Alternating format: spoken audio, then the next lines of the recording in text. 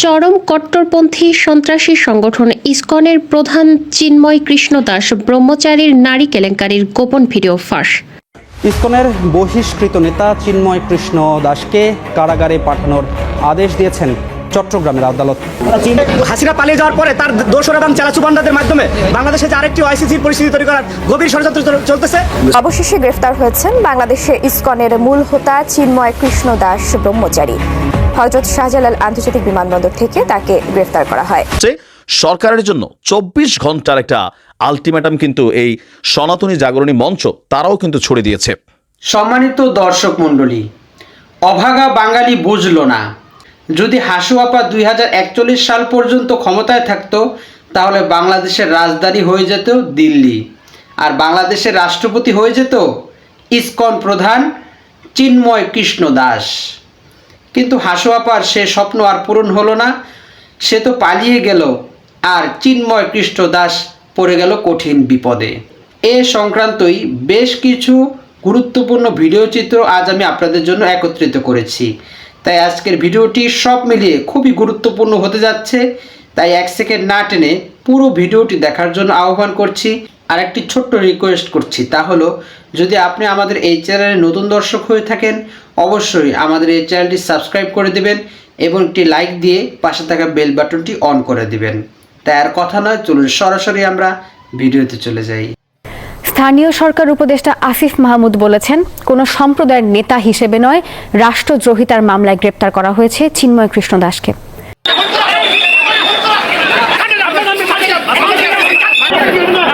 গতকাল বিমানবন্দর থেকে ঢাকা বিমানবন্দর থেকে অ্যারেস্ট করা হলো এখানে এনে ওনাকে জামিন দিচ্ছে না, সকালবেলা করে জামিন দেওয়া হয় নাই, পুনরায় এখন চলছে। তো আমরা সমস্ত চট্টগ্রামের সনাতনীরা এক হয়েছি, যতক্ষণ পর্যন্ত ওনাকে জামিন দেবে না আমরা এখান থেকে কোর্ট থেকে যাবো না। আমাদের একটা দাবি, যেহেতু শান্তিপূর্ণ আন্দোলন, একটা গাড়ি আমরা ভাঙি নাই, একটা মানুষকে আমরা আঘাত করি নাই, তাহলে কি করে উনি, কি অপরাধে কোনো ক্লিয়ারেন্স দিতে পারছে না, উনি কি রাষ্ট্রদ্রোহী অপরাধ করেছে? হাসিনা পালানোর পর বাংলাদেশকে দখল করা ইসকন তথা ভারতের এখন মূল উদ্দেশ্য। ইসকন পুরো অর্থ হলো international society for Krishna consciousness. Bangla ভাষায় সংগঠনটির স্লোগান হলো সারা পৃথিবীকে করো মুসলমান মুক্ত। চট্টগ্রামে ইসকনের সমাবেশকে কেন্দ্র করে নতুন করে আলোচনায় আসা ধর্মীয় উগ্রবাদী প্রতিষ্ঠান ইসকন নানা বিতর্কের জন্ম দিয়েছে। ইসকনের প্রধান কার্যালয় ভারতের নদিয়া জেলার মায়াপুরে হলেও এটি 1966 সালে প্রতিষ্ঠিত হয় যুক্তরাষ্ট্রের নিউ ইয়র্কে। চরমপন্থী এই সংগঠনটির প্রতিষ্ঠাতা একজন হিন্দু ধর্মাবলম্বী হলেও জানা যায় তিনি অন্য একটি ধর্ম দ্বারা প্রভাবিত ছিলেন। বাংলাদেশে ইসকনের প্রধান কার্যালয় ঢাকার স্বামীবাগে মূলত দরিদ্র ও নিচু বর্ণের হিন্দু সম্প্রদায়কে টার্গেট করে এরা খাঁটি তৈরি করে। যেমন ঢাকার স্বামীবাগে এদের প্রধান কার্যালয়টি অবস্থিত রাজধানীর সবচেয়ে বড় হরিচাঁদ সম্প্রদায়কে ঘিরে, যা ম্যাথরপট্টি নামে পরিচিত। সিলেটে দরিদ্র চা শ্রমিকদের ঘিরেও তাদের রয়েছে শক্তিশালী ঘাঁটি। মূলত বেশ কিছু ভয়ঙ্কর টার্গেট নিয়ে এগোচ্ছে ইসকন। বেশ কিছু আলামত দেখলেই বোঝা যাবে কতদূর এগিয়েছে ইসকন নামক বাঙালির জমদূত। ইসকন বাংলাদেশে প্রায় $1 বিলিয়ন মেগা প্রজেক্ট নিয়ে কাজ করছে। প্রাথমিকভাবে তারা হিন্দু ছোট জাতগুলোকে দলে টানলেও পরের ধাপে কাজ শুরু করে উপর লেভেলে থাকা হিন্দুদের নিয়ে। সরকারি বেসরকারি বিভিন্ন গুরুত্বপূর্ণ পদে থাকা কর্মকর্তাদেরকে তারা টার্গেট করে তাদের ইসকনের সাথে যুক্ত করেন। এছাড়াও প্রশাসনের খুবই উপরে তাদের সদস্যরা রয়েছে যারা পর্দার আড়ালে থেকে কাজ করছে। তারা ইসকন সদস্যদের যে কোনো প্রশাসনিক সমস্যায় দ্রুত ঝাঁপিয়ে পড়ে, আর এদের সবার পেছনে আছে মোদি তথা তার দেশ ভারত। মূলত বিগত 15 বছরে হাসিনা সরকারের নীরবতা আর ভারতের ছত্রছায়ায় সারা দেশে বজ্র গতিতে বেড়েছে ইসকনের কার্যক্রম। চট্টগ্রামের সমাবেশকে কেন্দ্র করে নতুন করে আলোচনায় আসে ধর্মীয় উগ্রবাদী প্রতিষ্ঠান ইসকন। নানা বিতর্কের জন্ম দিলেও সম্প্রতি ভিডিও বার্তায় সাধু সেজেছেন চিন্ময় কৃষ্ণ দাস ব্রহ্মচারী। মুখোশধারী চিন্ময় কৃষ্ণ সাধু সাজলেও পরাপরি বিতর্ক, সমালোচনা ও রহস্যের জালে নানা কর্মকাণ্ড চালিয়ে আসছে ইসকন। এসব কারণে সংগঠনটির নামে বিভিন্ন সময়ে সন্ত্রাসী কর্মকাণ্ড, ভূমি দখল, মন্দিরে অবৈধ ব্যবসা সহ অনেক ধরনের অভিযোগ তুলেছেন খোদ হিন্দু সংগঠনের নেতৃবৃন্দর এক। এছাড়াও চট্টগ্রামে ইসকন নেতাকর্মীরা সদল বলে স্কুলে খাবার বিতরণের আড়ালে কোমলমতি শিশু শিক্ষার্থীদের হরে কৃষ্ণ হরে রাম মন্ত্র পড়তে অপকৌশলে লিপ্ত হয়েছেন বারবার, যা প্রকাশ্যেও এসেছে বিভিন্ন সময়ে। 2. এসবের বাইরেও মন্দির দখলের অভিযোগ আছে ইসকনের বিরুদ্ধে। ঢাকার স্বামীবাগের সনাতন হিন্দু মন্দির দখল নিয়ে নামকরণ করা হয় ইসকন মন্দির। মন্দিরের জমির মালিক সনাতন হিন্দু ব্যক্তিকে মামলা দিয়ে সেখানে ইসকন মন্দির গড়ে তোলেন এই উগ্রবাদীরা। একইভাবে ঠাকুরগাঁও সদর উপজেলার আউলিয়াপুর এলাকায় শ্রী শ্রী রসিক রায় জিও মন্দিরে সনাতনদের ওপর অত্যাচার করে আসছে ইসকনিরা। 2009 সালের 18 সেপ্টেম্বর রসিক রায় জিও মন্দিরে দুর্গাপূজা নিয়ে ইসকনপন্থী ও সনাতন ধর্মাবলম্বীদের সংঘর্ষ হয়। এ সময় হামলা চালিয়ে ফুল বাবু নামের একজন সনাতন ধর্মাবলম্বীকে হত্যা করে ইসকনের সন্ত্রাসীরা। 2014 সালে স্বামীবাগে তারাবির নামাজে বাধা দেয় ইসকন। সে সময় হিন্দু মুসলিম সংঘর্ষে আহত হয় বেশ কয়েকজন। পুরো দেশে বিরাজ করে হিন্দু মুসলিম সাম্প্রদায়িক পরিস্থিতি। 2016 সালে সিলেটের মন্দির থেকে পার্শ্ববর্তী মসজিদের মুসল্লিদের ওপর গুলি চালায় ইসকনের সন্ত্রাসীরা। এ সময় ইসকনিদের হামলায় ডজন খানেক মুসল্লি গুরুতর আহত হয়। ওই বছর ইসকনের সন্ত্রাসী কর্মকাণ্ড নিয়ে প্রতিবাদী স্ট্যাটাস দেয় হত্যার শিকার হয় সিলেটের মসজিদের এক ইমাম। মূলত বাংলাদেশের সাম্প্রদায়িকতার প্রকোপ বাড়াতে মুসলিম বিরোধী বিভিন্ন কাজে ইন্ধন দেয় ইসকন। হিন্দু মুসলিম সাম্প্রদায়িক দাঙ্গা বাধাতে উদ্দেশ্য প্রণোদিতভাবে ইসকনের কর্মীরা এমন কর্মকাণ্ড পরিচালিত করে বলে মনে করেন দেশের সচেতন মহল। সাম্প্রদায়িক সম্প্রীতির বাংলাদেশে ইসকনের এসব পায়তারার সুবিধা নেয়ার জন্য প্রস্তুত ভারতের উগ্র বিজেপি ও রাম ভক্তরা। ধর্ম বিশ্লেষকদের মতো এমনটাই।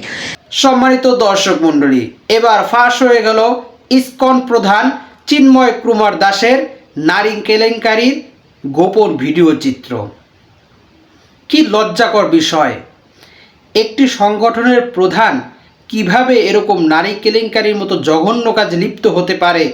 আবার সে বাংলাদেশে হিন্দুত্ববাদী প্রথা, বাংলাদেশকে হিন্দুয়ানি ধর্মে প্রতিষ্ঠা করার যে মনোবাসনা, সেটা সে বাস্তবায়নের জন্য দিন রাত মেহনত করে যাচ্ছে। যদি এমন ভণ্ড, প্রতারক, নারী খেকো শূকর যদি বাংলাদেশের একটি সংগঠনের নেতা হয়ে থাকে এবং শেখ হাসিনার ট্রাম্প কার্ড হিসাবে 2041 সালে বাংলাদেশের রাষ্ট্রপতির আসনে সমাসীন হতো, তাহলে এ রাষ্ট্রের নারীদের কি অবস্থা হতো সেটা আল্লাহই ভালো জানে। আল্লাহ হয়তো বাংলাদেশের মঙ্গল চেয়েছেন, তাই হাসুয়াপাত বিদায় নিয়েছেন এবং তার যে ট্রাম্প কার্ড ছিল সেই চিন্ময় কৃষ্ণ দাসকেও এখন জেলে পুরে মরতে হচ্ছে।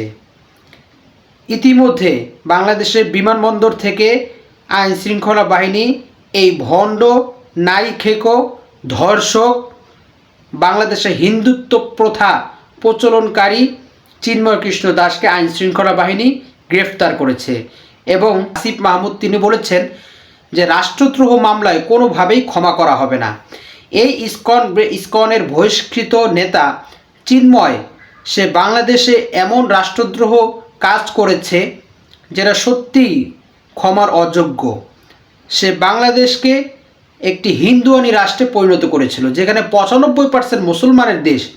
সেখানে সে তার সংগঠনকে আরও শক্তিশালী করে বাংলাদেশকে একটি হিন্দুয়ানি রাষ্ট্রে পরিণত করার হীন প্রচেষ্টায় লিপ্ত হয়েছে এবং তাদের বিভিন্ন কার্যকলাপের মাধ্যমে সরকারের যারা দায়িত্বে রয়েছেন তারাও এই বিষয়টি উপলব্ধি করেছেন এবং সময়ের দাবি অনুযায়ী মামলা অনুপাতে তাকে গ্রেফতার করা হয়েছে।